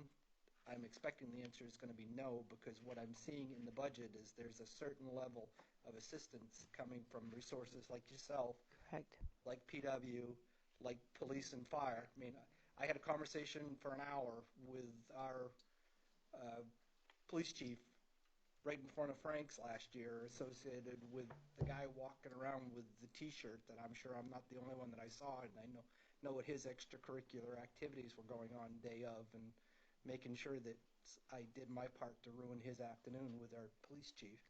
But the point that I'm making, those energy from the town that's actually assistance to be able to do this is not factored into this, because it's expected to be able to grow the festival, not actually hinder it, is what I'm hearing. That's correct. Okay. anything on finances that it's a necessary evil these days. I'm sorry, folks, but anything that anybody would like to add that we hadn't covered on that?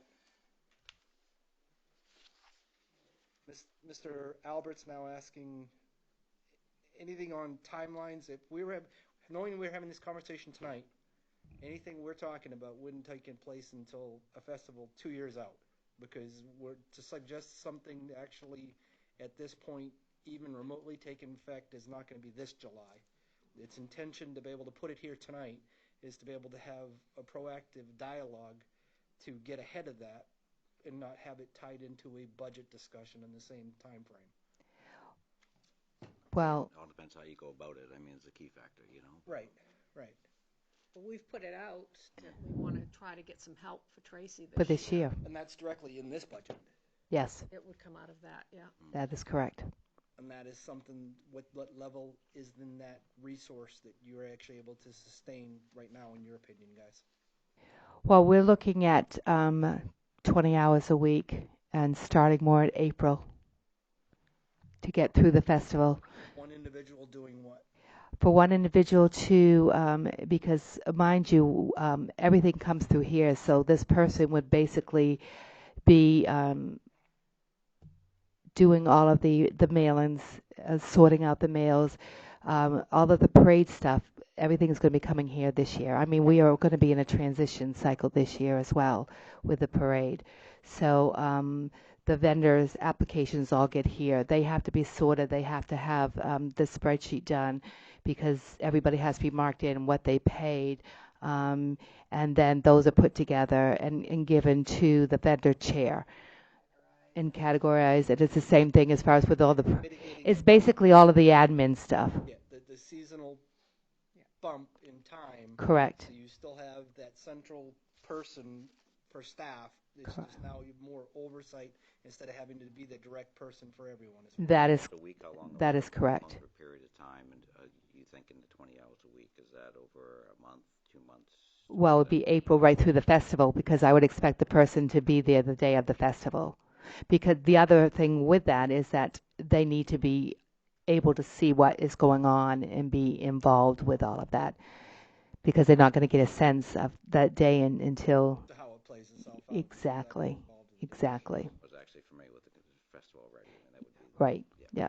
So, you know, and to go on Deb's point as well, I mean, this person I'm also looking to also handle some of the media stuff as well, because, you know, I've taken on a lot more responsibility with the town's website now. So then there's also the Moxie Festival website. So I'm hoping that somebody can kind of do some of those things, and somebody who has some graphic design background and Adobe background like I have, and that can do work on like the posters and the press releases. And we also have to put together the newspaper. So we, both the Ledger as well as the Sun Journal, they put together the magazine. Well, all those articles, all those pictures, they were coming from me. So again, it's this person being able to, so I'm looking for somebody with that type of background that can do all of that as well. Years ago, I mean, there was actually how would I say it, there was actually a task done where, because everybody knows what happens in the Moxie Festival, the people involved, but someone outside, and they were actually trying to put that all into like a binder where this is the 1, 2, and ABCs have actually run the Moxie Festival. And I'm not sure if that ever happened because it's actually just, I'm not sure if you fill a box with that type of information. But right. This job that you're looking at, I mean, that does actually become somewhat, described in the sense of, this person's responsibility will be this, and this. So to step, that's going in the same direction. Yes. And it would be nice for a council to actually kind of get an idea of, the dollar value versus what that person's responsibility would be and where that load would come off of. I mean, just to actually kind of balance it out, whether or not that would actually be that one person's job or if it's actually something that you can actually, merge into something else. But, I mean, I think that would be key. Mm-hmm. But, I mean, it's really hard to hire someone for a job that's actually, description is very broad, I think we all do it every day, but, Yeah, I was just going to say, too, like, if you think outside the box and look at college graduates that are majoring in this, or this would be something they can probably get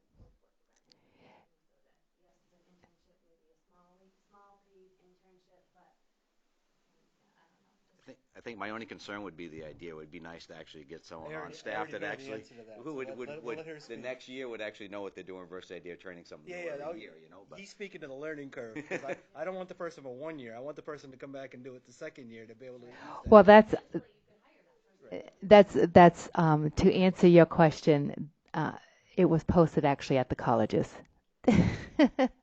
and the goal was for that. But definitely offering, a little bit of a pay in there as an incentive.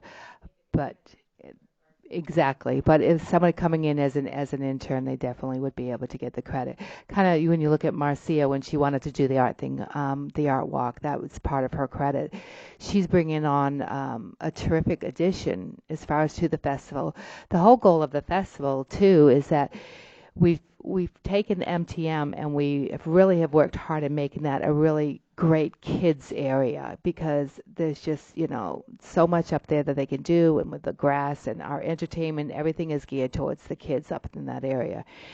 And then you have the other activities going on to the lower part, so it's like how can we do better at connecting it.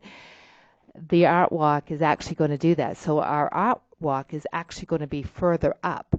So, and we're going to incorporate the museum as well and have them be part of that to bring, people into the museum as well. So we have some vendors, and then you go further up and there's a little bit more vendors, and then you get into the art walk, and then you can kind of go right on, and then you're over into MTM. The other thing what we had talked about is with some signage, and I've got to work with somebody who's crafty at building some things and getting the schedules, because again, we got to think of the minds that not everybody knows where MTM is.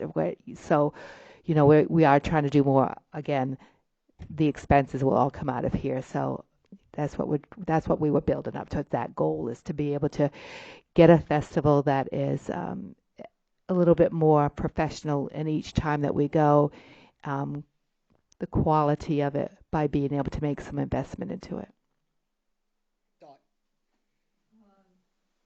Somebody got the mic from Dot? Hold on, we got the mic. People in town must know Monica Milheim. Yeah. She worked for Monica Milheim has wonderful organizational skills. She's familiar with the town. She worked for the school department. I can't say enough good about her. She used to be with our Lisbon Rotary. She's now with the Lewiston Rotary Club. Like I said, I can't say enough good about her. Her organizational skills and everything. I don't know if she would be interested in taking this on, but I can't think of anyone that would be more qualified to take on the Moxie Festival. I was involved in the first Moxie Festival ever, and I've seen it grow. I've seen it evolve. When it started, it was a small town, hometown. We had local crafters. Main Street was lined with local crafters.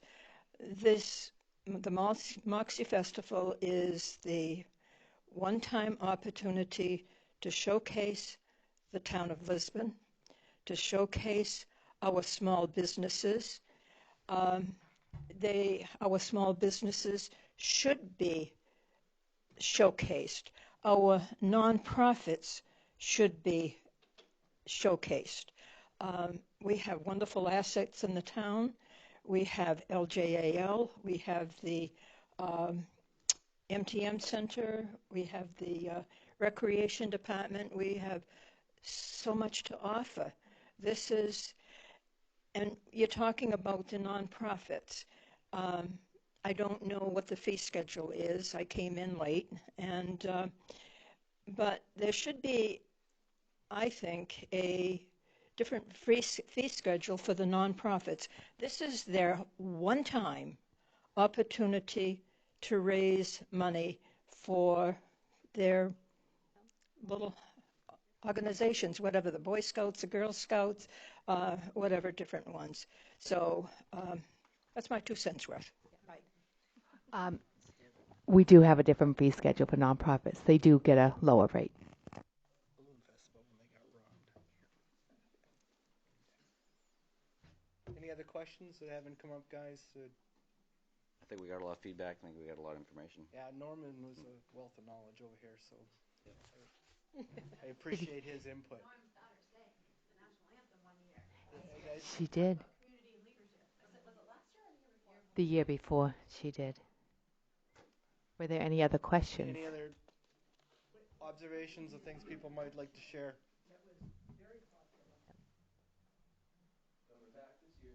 Yeah, yes, it is. Mm-hmm. Mrs. Ward will love the artwork. I got to say that because I have been dragged to artisanal this and that all over the state. Went along to some Yes, I call it marriage maintenance. That's not the right thing to say either. I have a question. This was the first year that the Legion here in Lisbon actually Participated. What was, did you feel like the Legion's take was? Well, I think it was mentioned that we were actually able to see more of what the Moxie Festival was like. We're at the other end of town, so a lot of times we haven't participated for that reason, and we were talking about that earlier. But I think we got a very good sense that we want to be back. We want to come back because we had a good time. We had a lot of information was put out. We got the word out for our organization. Like you were saying, it's a good positive thing for the nonprofits. But also I think a lot of our members actually got to see, no, this really is something important for our community. This is something that we can actually not only benefit from, but actually give back. So yeah, we did, we excellent. And we did actually have, we were not charged for our vendor space. We weren't a vendor, but we had our booth. So it was fantastic. And we definitely want to participate next year as well. In that, just to clarify, in that regard, last year with the theme with honoring the veterans and our military and our first responders, that any organization that was affiliated with one of those entities had free booth space.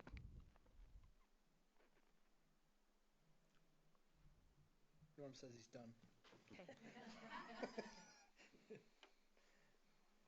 If we have nothing else, I know what I'm thinking. I can go home, but I'd stay as long as you guys are interested in the topic, for sure. I'm ready Please. to go. I just had a question.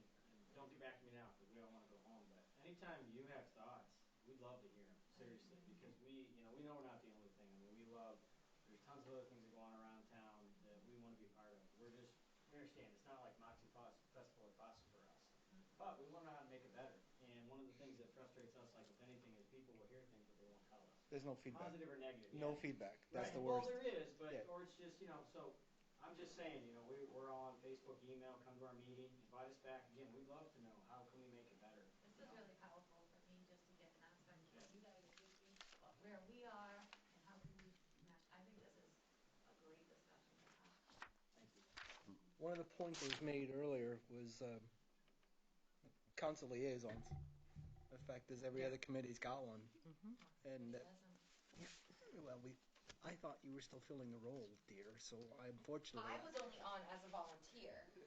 so That's what you all are, volunteers. Yeah. the point being is we can definitely make sure to actually do that. If not, anytime you guys want to be able to put it in our ear, just ask Diane to get on the agenda to be able to give us something, either through Tracy or directly, whatever. Because what we have done this past year is we've asked all committees to actually give us a goals report for the coming year, and that time frame is coming up in our next council meeting. So I wouldn't want to discourage Moxie from being a part of that, because communication is one of the things that we've tried extremely hard to try to promote, and sees that in the observation that was brought tonight that we kind of missed another one. Okay? You got something? If not, let's go. Thank you. Thank you.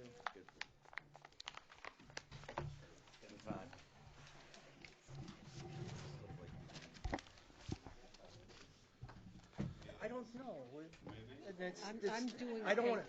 I don't want to discourage anybody. They might be able to be there because I know Mark mentioned it tonight when he was doing the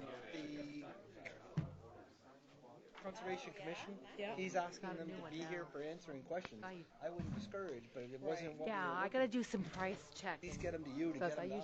I usually Okay, so call I'm you. doing it on one document, and I thought if You know they don't somebody? have to be here, I mean,